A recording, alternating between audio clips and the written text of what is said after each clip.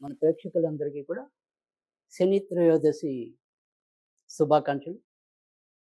ఇప్పుడొచ్చే ఏదైతే మరి 10వ తారీఖు శని త్రయోదశి సాయంకాలం ఇంచుమించుగా 5 గంటల 30 నిమిషాల వరకు ఉంటుంది.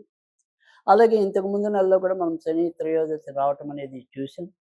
తర్వాత ఇప్పుడు కూడా మళ్ళీ మనకి ఇదే రోజు కాకుండా మళ్ళీ 24వ తారీఖు కూడా మరొక శని త్రయోదశి రావటం అనేది ఉంటుంది. అయితే ఇప్పుడొచ్చే 2 శని త్రయోదశులలో కూడా ఏంటంటే, ఇప్పుడొచ్చే శని త్రయోదశి ఏదైతే ఉంటుందో, అది మనకి సాయంకాలం ఇంచుమించుగా 5:30 నిమిషాలతో వెళ్ళిపోవటం అనేదైతే ఉంటుంది. తర్వాత వచ్చేది ఏదైతే 24వ తారీఖు వచ్చే శని త్రయోదశి అనేది ఏదైతే ఉంటుందో, అది మాత్రం సాయంకాలం 7:30 దాటిన తర్వాత మాత్రమే రావటం అనేది ఉంటుంది.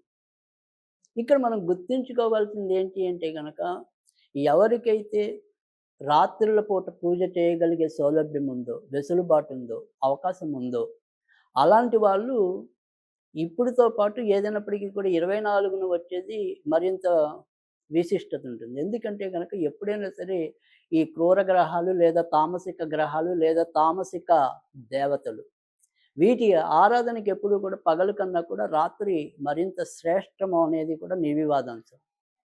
కనుక ఏదైనప్పటికీ కూడా ఇటు ప్రదోష కాలంలో ఆచరించటం అనేది ఇటు శివుడికైనా సరే, శనీశ్వరుడికైనా కూడా ఆ రకంగా కూడా మంచి అనేది ఉంటుంది. కనుక మనం ఏదైనప్పటికీ కూడా ఇది ఒకవేళ అంటే నేను ఎందుకు చెప్తున్నానంటే గనక ఇప్పుడు మనం ఈ 2 శని త్రయోదశిలో ఎవరు ఏది వీలుంటే ఆ రకంగా జాగ్రత్త పడతారు. లేదు 2 చేసుకునే సౌలభ్యం ఉంటే గనక 2 చేసుకుంటారు. 2 చేసుకున్నట్టయితే ఏ సమయంలో చేసుకోవాలి?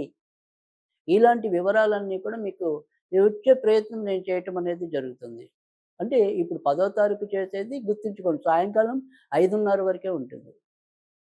తర్వాత మీరు 24వ తారీఖు చేసుకునే శని త్రయోదశి ఏదైతే ఉంటుందో, అది రాత్రి ఇంచుమించుగా 7:30 దాటిన తర్వాత నుంచే రావటం అనేది ఉంటుంది. అయినప్పటికీ కూడా మీరు అదే రోజు ప్రదోష కాలం నుంచి కూడా ఇటు శివరారాధనలో గాని, లేదా మరి శని ఆరాధనలో గాని మీరు పాలుపంచుకోవచ్చు. లేదు స్పష్టిగ్గా 7:30 తర్వాతే చేసుకుందాం అనుకుంటే గనుక 7:30 తర్వాత దాటిన తర్వాత కూడా మీరు చేసుకోవచ్చు.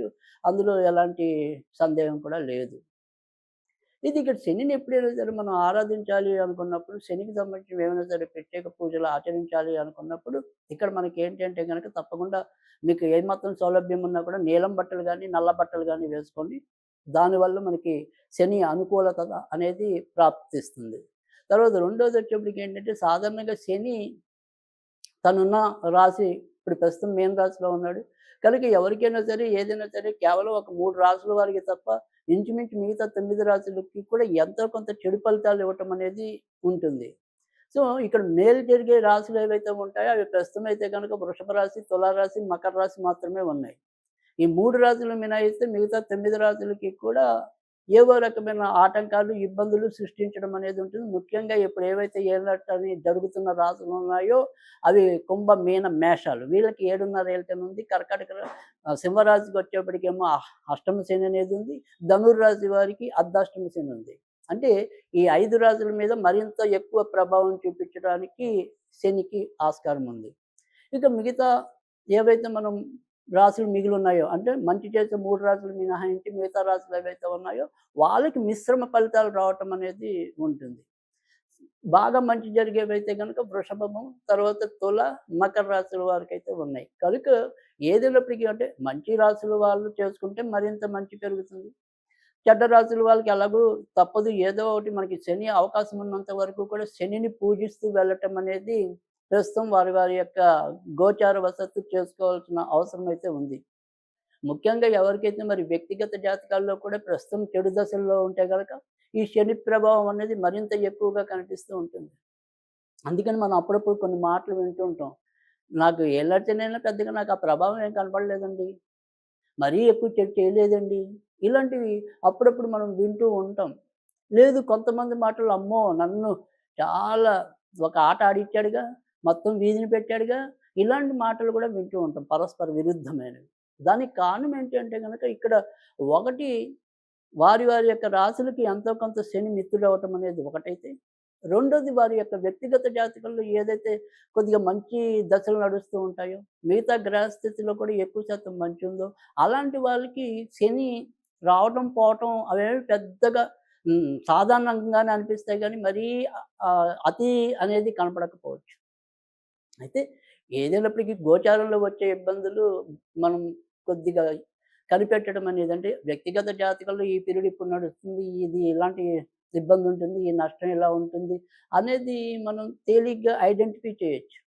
కానీ గోచార రీత్యా వచ్చే ఏదైతే ఇబ్బందుంటుందో దాన్ని మనం వెంటనే ఒక్కోసారి గ్రహించలేకపోవచ్చు. ఎందుకంటే గోచారం వచ్చేది ఇంచుమించు అదొక శని యొక్క కాలం 2.5 ఏళ్ళంటే ఈ అర్ధాష్టమ శని, అష్టమ శని వాళ్ళకి కేవలం 2.5 ఏళ్ళు ఉంటుంది. 7.5 ఏళ్ళ శని వాళ్ళకి 7.5 ఏళ్ళ పైనుంటుంది. సో, కొంతమందికి ముందు మంచి చేస్తాడు. కొంతమందికి తర్వాత చెడు చేస్తాడు. కొంతమందికి మిశ్రమంగా తీసుకెళ్తాడు. సో, ఎవరికి ఎప్పుడు ఎలాంటి పరీక్షలు పెడతాడో మనం గ్రహించలేం కనుక ఇక్కడ మనం ముందుగానే జాగ్రత్త పడటమనేది.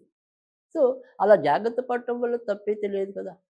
లేదు మనం శనికేదైనా సరే ఒక ఆరాధన చేసుకున్నామనుకోండి తప్పు లేదు కదా! ఎందుకంటే అటు గురుదేవుడు అంటే సాక్షాత్ బృహస్పతి అవ్వచ్చు, తర్వాత మరొక కథలో దశరథ మహారాజు అవ్వచ్చు, మరొక కథలో శివుడవ్వచ్చు. ఇలా ఎంతోమంది శని యొక్క ప్రభావాన్ని ఎరిగిన వాళ్ళు, శని యొక్క ప్రభావం ఏ రకంగా ఉంటుందో తెలిపిన వాళ్ళు. తర్వాత చాలామంది గ్రహించవలసిన మరొక సత్యం ఏంటి అంటే గనక, శని భగవానుడు మనకి ఏదైతే మన యొక్క పూర్వజన్మ సిద్ధాంతాన్ని గనక మనం నమ్మితే, మన యొక్క అక్కడ దుష్కర్మలు ఏవైతే ఉంటాయో, వాటిని ప్రక్షాళనం చేయటం కోసమే శని భగవానుడు మనకి కష్టాలు పెడతాడు అనేది. సో, ఒక రకంగా చెప్పాలి అంటే గనక ఏదైతే ఒక న్యాయమూర్తి మనకి శిక్షని విధిస్తాడో, ఆ శిక్ష అనేది ఏదైతే ఉంటుందో దాన్ని అక్షరాల అమలు చేయగలిగే సామర్థ్యం ఉన్న గ్రహం, నిష్పాక్షపాతమైన గ్రహం, తర్వాత ఏదైనా సరే అత్యంత నిజాయితీ కలిగిన గ్రహం ఏదైనా ఉంది అంటే గనక అది ఖచ్చితంగా శనే. కనుక శనేశ్వరుని పూజించుకోవటంలో తప్పు లేదు. ఇక్కడ మనం శనీశ్వరుని మరి ఏ రకంగా పూజించాలి అనుకుంటే గనక, ఇందాకే మనం చెప్పుకున్నాం. ఏదైనా సరే శనికి నలుపు లేదా నీలం రంగు దుస్తుల్లో ఆయన యొక్క ఆరాధన అంటే మీకు తెలిసిన దేవాలయాలుంటే ఈరోజు మరి అక్కడ తిలలు వదలటం, తర్వాత అవకాశం ఉంటే తైలాభిషేకాలు చేయించుకోవటం ఈ 2 పద్ధతులు. అలాగే ఇదే రోజు మీరేదైనా సరే ఖచ్చితంగా శివుడికి రుద్రాభిషేకం చేసుకున్నప్పటికి కూడా చాలా ఉత్తమ ఫలితాలు వస్తాయంటలో కూడా ఎలాంటి సందేహం లేదు. కనుక ఆ రకంగా కూడా మీరు చేసుకోవచ్చు.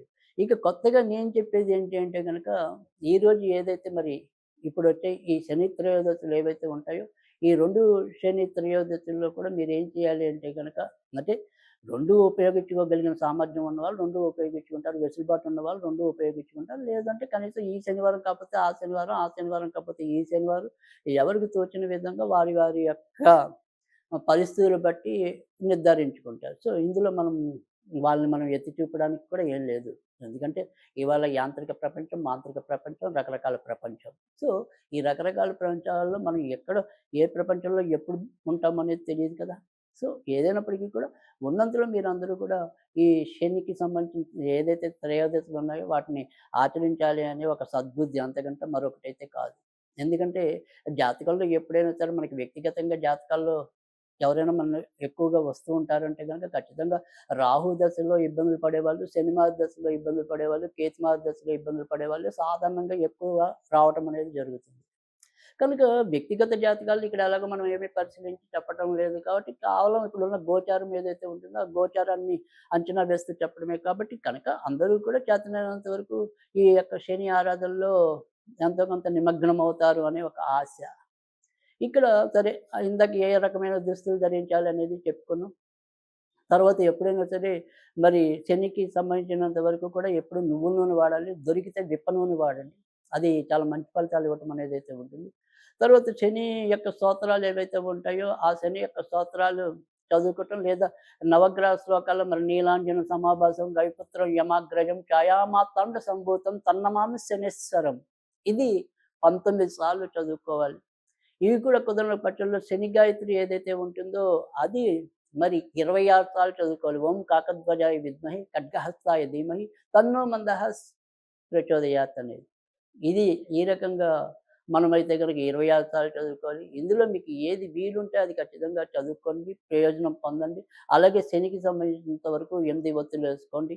తర్వాత ఇదే రోజు ఒకవేళ మనకి శివుడికి కుదరకపోయినా, మరి శనీశ్వరుడికి కుదరకపోయినా, ఆంజనేయుడికి మీరేదైనా సరే పూజాది కార్యక్రమాలు చేసినా కూడా అది తప్పకుండా సత్ఫలితాలు ఇవ్వటం అనేది ఉంటుంది. కనుక మరి ముఖ్యంగా మరి శనివారం నాడు కూడా ఆంజనేయుడికి కూడా మరింత ప్రీతిదాయకం కాబట్టి, మరి శివుడిని పూజిస్తారో, ఆంజనేయుడిని పూజిస్తారో, ప్రత్యక్షంగా మరి డైరెక్ట్‌గా మనం ఏదైనా సరే శనీశ్వరుడిని పూజిస్తామా అనేది మీ ఇష్టం. ఈ రకంగా చేసుకోండి. అయితే ఏదైనా సరే ఒక మంత్ర జపం చేద్దాము అనుకుంటే మాత్రం అది ఖచ్చితంగా పడమరలో ఉండి చేసుకోండి. పడమరలో కూర్చొని తూర్పు ముఖంగా ఉండాలి. పడమరలో కూర్చొని మీరేదైనా సరే ఓం శం శనైశ్చరాయ నమః, ఓం శం శనైశ్చరాయ నమః, ఓం శం శనైశ్చరాయ నమః అనేది వీలైనన్ని సార్లు చదువుకోవటం మంచిది.